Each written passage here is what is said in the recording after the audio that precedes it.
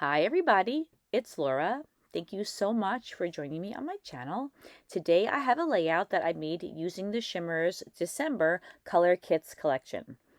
I'm going to start right off by telling you that unfortunately the December kit has sold out. It sold out pretty quickly, and so you would not be able to purchase the papers and the embellishments that I'm going to be working with. However, the paint collection for December is still available, and the paint collection has a lot of pinks and a green in it. I was thinking that the colors in the paint collection would probably go along really well with some of the Frank Garcia Prima collections that have been coming out over the past few years, since they have a lot of pink in them. I must say that I wasn't too surprised when I heard that this kit sold out, because not only does it have some really gorgeous colors in it, but it also has some really adorable Christmas images, and I'm going to feature some of those on my layout today.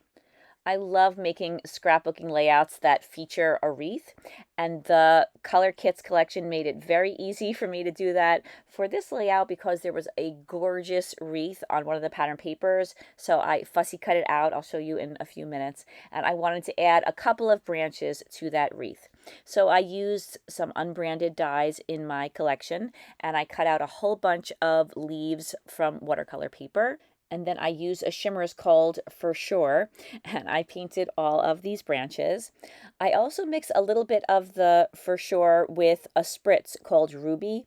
Red and green are complementary colors, so adding a very small amount of the red to the green makes a darker green. So I used a combination of the For Sure in its original color with the For Sure mixed with a little bit of the red, and that gave me two different shades of green to work with, and I think makes the painting look a little bit more interesting. And then I added a very light coat of a Shimmerz called Angel Wings to each of the leaves. It's a really sparkly white color. I watered it down a little bit, and it just added a nice bit of variation to the leaves. So now you can see this very beautiful wreath. I love the way the poinsettias look so dimensional. I fussy cut it out, and then I used two different colors of Distress Oxide to ink the edges. Since there's a lot of pink, I picked raspberry, and I also use a green color, pine needles, and I wasn't exact, but I tried to ink the areas that were green with the green and the areas that were pink with the pink. I loved the ornaments that were on one of the pattern papers, so I fussy cut a whole bunch out in different sizes, and I inked the edges of all the ornaments. I inked the edges of the little Santas that you could see on my table, and then earlier I inked the edges of all of those die cut branches too. And those Santas were also fussy cut out from one of the pattern papers. I just thought they were really adorable. And I ended up incorporating them into the wreath. I don't know why, I just had to include them on this layout. Originally, my plan was to make a mixed media background for the wreath, but then I tried it against one of the pattern papers, and I absolutely loved the way that it looked. So I decided that I was not going to make a mixed media background. I was going to combine the wreath with this pattern paper, and I just think it's a really beautiful combination. I put some ATG adhesive on the back of the wreath, and then I carefully positioned it on this piece of pattern paper, and now I'm adding some of those die cut leaves into the wreath just to fill it out a little bit more. In case you're interested, I just wanted to let you know that Shimmerz does have a kit subscription. So if you would like to receive a kit every month, you can subscribe to it and a kit will be sent to you. One is reserved for you, so you don't have to worry about it selling out. And if you're not ready for a subscription, or if you've never tried a Shimmerz Color Kitz collection before, you can go onto the Shimmerz website and you could check out to see which kits they have available. And I would recommend trying one out to see if it's for you if you're not sure about a subscription.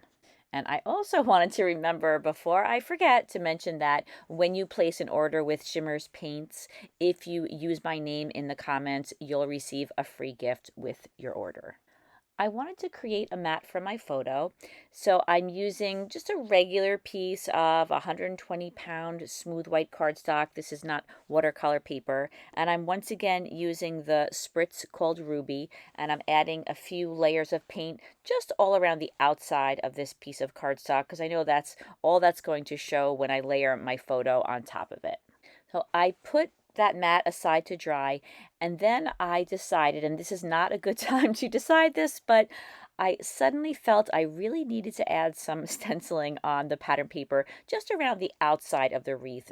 Not in the center, but it was a little tricky with the wreath already attached down. I did manage to do it without too much trouble, but it definitely would have been a lot easier if I had decided to do this earlier. For the stenciling, I'm using some Master's Touch modeling paste, and I mixed in some of the shimmers in Angel Wings. And I'm using a Vicki Boutin stencil that I had in my stash. I think it kind of looks like snow falling, so I thought this would be appropriate for this layout. And I am just very carefully adding it. Sometimes I had to take the branches off the layout or bend up some of the flowers or leaves, but it wasn't super hard to do. I was able to work my way all around the outside of the layout and add some stenciling. So I let the modeling paste dry, and then I worked back in some of the leaves and branches that I had to remove in order to add the modeling paste. And now I'm going to put my photo in the center of the wreath. Now, at first I was putting it tucked behind those poinsettias, kind of far down on the layout. I'm going to go back later on and lift it up a little bit. I just thought that it looked like it needed to be a little bit more centered. Now I'm using those ornaments that I had fussy cut and inked earlier, and I'm spreading those all around the top portion of the wreath. And I wanted to give them a little bit of dimension, so I'm adding some fun foam behind all of them. And I really like to use fun foam. You're probably familiar with it, but it's foam that has adhesive on one side, and you can buy it in the kids section of craft stores. And I think that fun foam is a great thickness. It adds just a little bit of dimension to whatever you want to pop up on the page. So I initially kind of purposely didn't include the slightly larger ornaments. I was thinking they might be a little bit too big for the layout, and I was sticking to mainly the smaller ones. But once I put them on the layout, I was thinking that the larger ones are probably a little bit more in scale with the other elements on this layout. So I decided to replace a couple of the ornaments with these larger ones. So I had a couple more branches, so I tucked those into a couple of different spots on the layout, and I also included one of the dots. It's of a Santa. I put that to the left of my photo. I tried out a little white bow to see how it would look on the ornaments, and I had enough of these bows to put one on each of the ornaments. I don't have a ton of these little bows, but I have been incorporating them in my layouts a little bit more recently. I just think they add a nice little touch to the layout. So I attached them down using some gel glue, and then I also went around the layout and began attaching down all of those branches that I had placed around the outside and the inside of the wreath. This is when I decided that I thought the photo looked a little bit funny, so low down on the layout, and I decided to raise it up a little bit. And then I had those two little Santas, so I decided to just tuck them into the wreath. I think they look really cute. I used that same paper that I used to fussy cut the Santas from, and I punched out some photo corners. I used an EK Success photo corner punch, and I inked the edges with my dauber that had plenty of the Picture Raspberry Distress Oxide still left on it. And then I used some ATG adhesive, and I attached all the photo corners down to the layout. So if you've been with me for a while, you might think that the photo that I'm using is kind of familiar, and perhaps you think I'm scrapbooking the same photos over and over again. I create separate albums, one for my older daughter and one for my younger daughter, and this was a photo that I wanted to include in both of their albums. So I did something that I always say that I'm not going to do, and I waited till the layout was not too far from being completed to think about my title or think about it seriously. I ended up picking out two different dies. One says Merry in a script font and the other one says Christmas. And I think that one of them at least is from Elizabeth Craft Designs. I'm not sure if both of them are or not. And I cut the words Merry and Christmas out from some thick white cardstock 4 times. 3 of those layers I'm going to leave white, and the 4th layer I add some color splash called Pinking of You, and I'm going to have that as the top layer.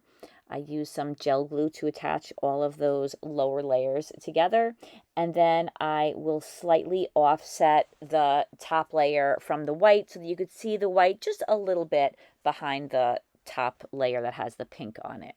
After I've glued the 3 layers together while the glue is still wet, I press the layers together and I also make sure that they're lined up correctly. And the reason that I like to add the layers of cardstock behind the top layer with the color is that it makes the title a little bit more easy to manipulate. It makes it a little bit more prominent, and I just like it when things have a little bit more thickness to them. I put a second coat of the color splash on both the word Merry and the word Christmas. And I was trying to be very careful because while the word Christmas has letters that are a little bit thicker, the word Merry has the very thin beginning to the M and ending to the Y, and I was afraid that I might break them off. This is where I add the top layer. And as I said, I wanted to create a little bit of an offset so you could still see some of the white behind the pink letters. And then just like I did with the white layers, I wanted to make sure that the top layer was attached well to the layers behind it. So I made sure that I had pressed it down, and I also made sure that it was in the right spot. Well, I was thinking that I wanted to add one more of the larger ornaments at the top, so I replaced a smaller one that was there with this larger one. And then to make sure that it matched with all the other ornaments, I inked the edges and I added a bow to that one too.